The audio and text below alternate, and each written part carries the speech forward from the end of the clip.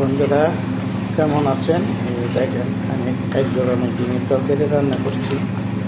আমি আলু টালু দিয়ে কষাইয়ে পরে ডিমটা ছেড়ে দিচ্ছি, জল টুল দিয়ে ডিমটা ছেড়ে দিচ্ছি। এখন এটা একটু নাড়াচাড়া করে দিয়ে একটু মিক্স করলাম।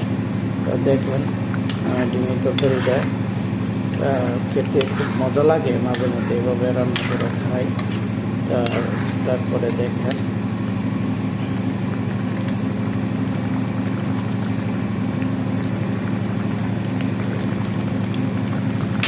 লবণ লাগবো আর কি,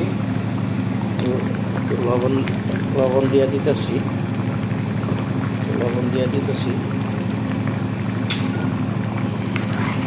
কারণ ডিমের মধ্যে তো লবণ দিন নাই, সেই লবণ একটু কম হচ্ছে। বন্ধুরা পাশে থাকবেন, সবসময় পাশে